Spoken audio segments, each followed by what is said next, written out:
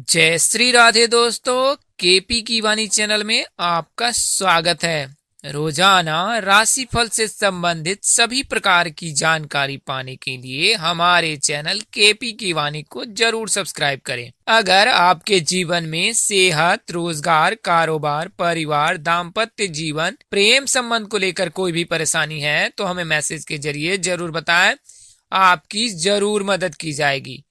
अगर आपको अपनी शादी के बारे में जानना है कि आपकी शादी कब और किससे होगी, कैसा रहेगा आपका जीवन साथी, शादी कितनी दूरी पर होगी, जल्दी शादी के लिए क्या करें, तो इसके लिए आप अपना नाम, शहर का नाम, जन्मदिन और जन्म समय बताएं, आपकी जरूर मदद की जाएगी।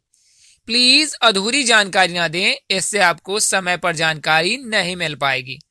अगर आप लव मैरिज को लेकर भविष्यवाणी पाना चाहते हैं तो अपना और अपने पार्टनर का पूरा विवरण कमेंट बॉक्स में दें, हम आपको जल्द से जल्द पूरी जानकारी देंगे। अगर रिप्लाई करने में देरी होती है तो आप निराश बिल्कुल ना हो, क्योंकि आपको जवाब जरूर दिया जाएगा। ज्योतिष से संबंधित सभी तरह के आपके सवाल का जवाब यूट्यूब पर पूरी तरह से निःशुल्क दिया जाता है। आप सवाल पूछने में जरा भी संशय ना रखें। यह सेवा पूरी तरह से युवाओं को समर्पित है। हाँ, ऐसा हो सकता है कि आपको रिप्लाई देने में कुछ वक्त लग सकता है, लेकिन आपको जवाब जरूर दिया जाएगा।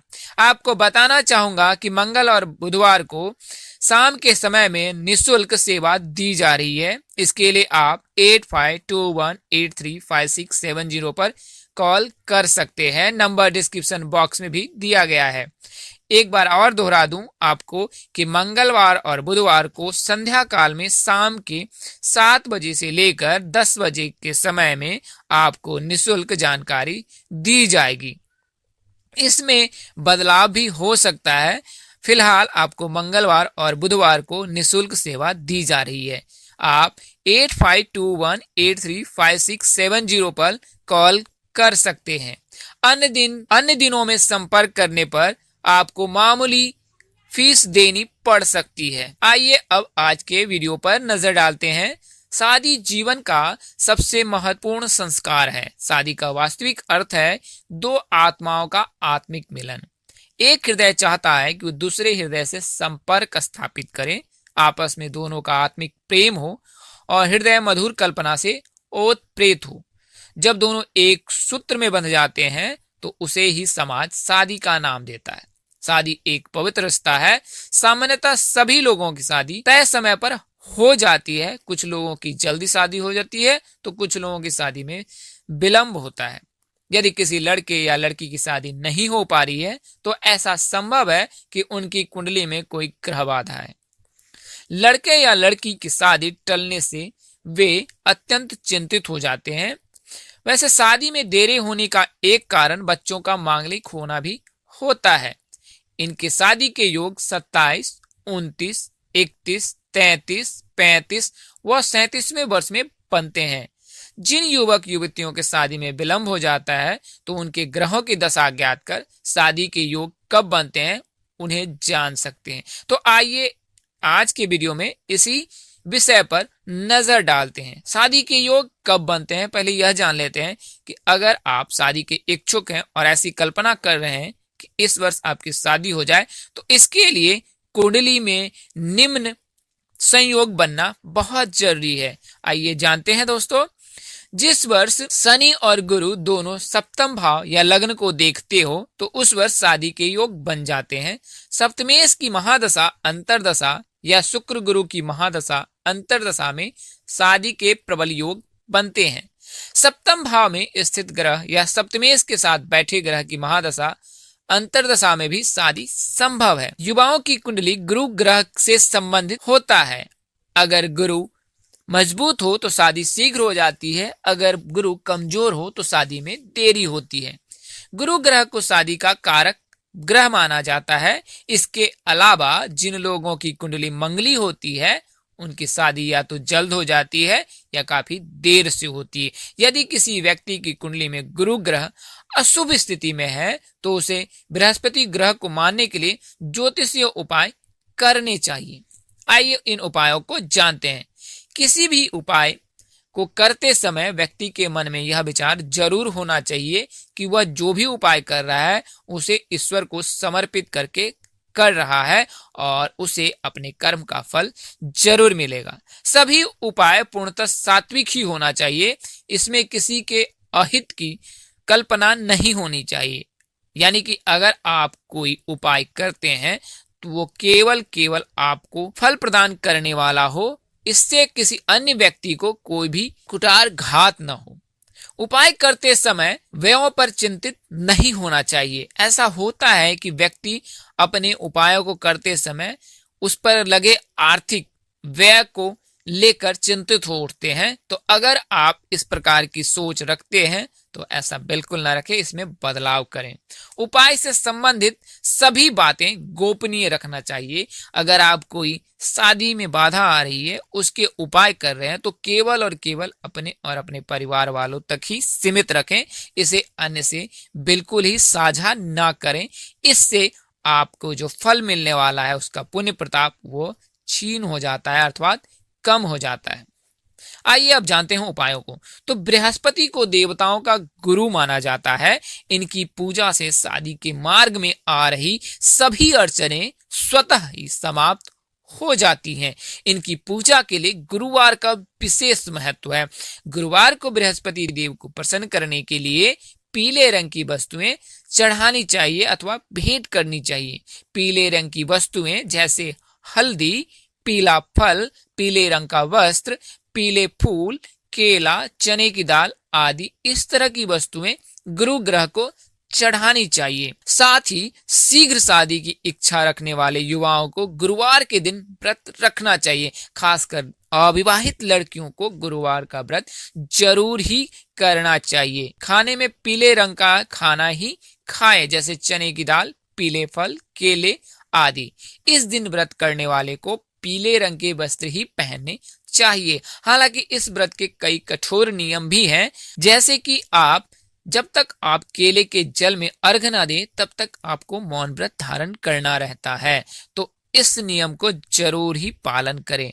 ओम ग्राम ग्रीम ग्रौम सह मंत्र का 5 माला प्रति गुरुवार के दिन जप करना चाहिए। गुरु ग्रह की पूजा के अतिरिक्त माँ पार्वती और शिव जी की पूजा अर्चना करना भी श्रेष्ठ कर माना जाता है। इनकी पूजा और भक्ति करने से शादी की मनोकामना यथाशीघ्र पूर्ण हो जाती हैं। इसके लिए प्रतिदिन शिवलिंग पर कच्चा दूध, बेलपत्र, अक्षत, कुमकुम आदि चढ़ाकर विधिवत पूजन करें। यदि किसी लड़के या लड़की की कुंडली में सूर्य की वजह से शादी में बाधा उत्पन्न हो रही है तो प्रतिदिन ब्रह्म मुहूर्त में सूर्य को जल चढ़ाएं और ओम सूर्याय नमः इस मंत्र का जाप करें। इससे आपकी शादी में आ रही बाधा दूर हो जाएगी। यह केवल उन जातकों के लिए है जिनकी कुंडली में सूर्य कमजोर होता है। कुंडली में मंगल के कारण शादी में विलंब होने पर चांदी का चौकोर टुकड़ा सदैव अपने पास रखें। इससे शादी में आ रही बाधा दूर हो जाती है। शादी प्रस्ताव के जाते समय थोड़ा गुड़ खाकर और पानी पीकर ही जाएं। तांबे का एक चौकोर टुकड़ा जमीन में दबा दें। इससे सूर्य की बाधा समाप्त हो जाती है। प्रति शनिवार को शिव जी को काले तिल चढ़ाएं। इससे शनि की बाधा समाप्त हो जाती है और शादी के योग बनने लगते हैं। शनिवार को बहते पानी में नारियल बहाएं। इससे राहु की बाधा दूर होती है। एक तरफ से सिकी हुई 8 मीठी रोटियां भूरे अथवा काले कुत्ते को खिलाएं। शनिवार को बहते पानी में नारियल बहाने से भी राहु की बाधा दूर होती है।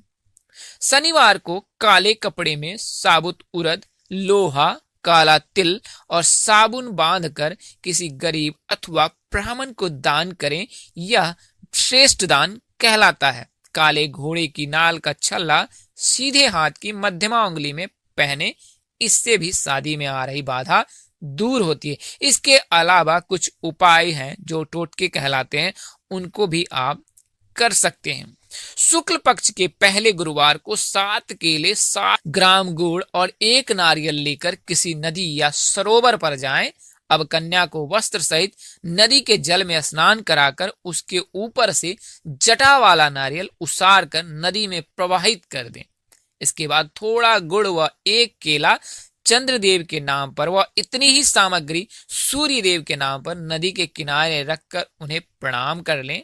थोड़े से गुड़ को प्रसाद के रूप में कन्या स्वयं खाएं और शेष सामग्री को गाय को खिला दें। इस टोटके से कन्या की शादी में आ रही बाधा दूर हो जाती है। कुम्हार अपने चाक को जिस डंडे से घुमाता है उसे किसी तरह किसी को बिना बताए प्राप्त कर लें। इसके बाद घर के किसी कोने को रंग रोगन कर साफ कर ले। इस स्थान पर उस डंडे को लहंगा, चुनरी और सुहाग के अन्य सामग्री से सजाकर दुल्हन का स्वरूप देकर एक कोने में खड़ा करके गुड़ और चावलों से इनकी पूजा करें। इस टोटके से लड़की की शादी में आ रही बाधा दूर हो जाती है। यदि 40 दिनों में इच्छा पूरी न हो तो यह प्रक्रिया दोहराएं। यदि कन्या की शादी में कोई रुकावट आ रही है तो पूजा वाले 5 नारियल लें, भगवान शिव की मूर्ति अथवा फोटो के आगे रखकर ओम श्रीम वर प्रदाय श्री नामः इस मंत्र का 5 माला जाप करें। फिर वो 5 नारियल शिव जी के मंदिर में चढ़ा दें। शादी की बाधाएं स्वतः समाप्त हो जाएंगी। प्रत्येक सोमवार को कन्या सुबह नहा धोकर शिवलिंग पर ओम सोमेश्वराय नमः का जाप करते हुए दूध मिले जल को चढ़ाएं और वही मंदिर में बैठकर रुद्राक्ष की माला से इसी मंत्र का 1 माला रोजाना जाप करें। शादी की संभावनाएं शीघ्र बनती नजर आएगी। प्रेम शादी में सफलता प्राप्ति हेतु आप इन टोटकों को अपना सकते हैं। शुक्ल पक्ष के गुरुवार से गुरु का व्रत शुरू करके विष्णु और लक्ष्मी माँ की मूर्ति अथवा फोटो के आगे ओम लक्ष्मी नारायण नमः मंत्र का रोज 3 माला जाप स्फटिक माला पर करें। इसे शुक्ल पक्ष के गुरुवार से ही शुरू करें। 3 महीने तक हर गुरुवार को मंदिर में प्रसाद चढ़ाएं और शादी की सफलता के लिए प्रार्थना करें। आपकी शादी शीघ्र हो जाएगी। इसके अलावा आप कुंडली के सप्तम भाव से भी यह जान सकते हैं कि आपकी शादी कब होगी और कौन सी बाधा आ रही है। जैसा कि जाना जाता है सप्तम भाव में शुभ ग्रह रहने पर शीघ्र शादी होती है और अशुभ ग्रह रहने पर शादी में देरी होती है, जबकि बुध, गुरु, शुक्र, रवि, चंद्र के रहने पर शादी शीघ्र हो जाती है। दोस्तों, इस वीडियो में बताई गई जानकारी ज्योतिष पंचांग मान्यता और धर्म ग्रंथों से दी गई है। हमारा उद्देश्य महज आपको सूचना पहुंचाना है। आप इसे सूचना हेतु ही लें। अगर इसके अतिरिक्त आप इनका उपयोग करते हैं, मानते हैं, अपनाते हैं अथवा तो इसके लिए आप अपने नजदीक के किसी ज्योतिष अथवा प्रकांड पंडित से जरूर संपर्क कर लें। इसके लिए आप केपी की वाणी से भी संपर्क कर सकते हैं। दोस्तों, ज्योतिष गणना के आधार पर आपको यह जानकारी दी गई है। इसमें बदलाव संभव है। यह बदलाव कुंडली देखकर हो सकती है। इस तरह की अन्य वीडियो देखने के लिए हमारे चैनल के डैशबोर्ड अथवा प्लेलिस्ट पर जाएं और अपनी राशि अनुसार वीडियो जरूर देखें। तो दोस्तों, आपको यह जानकारी कैसी लगी? लाइक, कमेंट और शेयर कर हमें जरूर बताएं। अगर आप मेरे चैनल पर नए हैं तो चैनल को सब्सक्राइब भी कर लें, साथ ही बेल आइकन को प्रेस करना ना भूलें। माता रानी की कृपा से आपके चेहरे पर हमेशा मुस्कान बनी रहे। आप सपरिवार स्वस्थ एवं सुखी रहें। आप सभी के प्यार और स्नेह के लिए आप सबको हृदय से धन्यवाद करता हूँ। आप लोग इसी तरह हमारे साथ जुड़े रहें। इन्हीं शुभकामनाओं के साथ आपसे विदा लेता हूं कि जल्द एक नए वीडियो और एक नई जानकारी लेकर आपके समक्ष हाजिर रहूंगा। तब तक के लिए इस नाचीज दोस्त को इजाजत दे। आप जहां रहें मस्त रहें, स्वस्थ रहें, व्यस्त रहें। माता रानी की कृपा आप पर बनी रहे। आप सौ परिवार कुशल मंगल रहें। जय श्री कृष्ण, जय श्री राधे, जय माता दी, जय वाहेगुरु।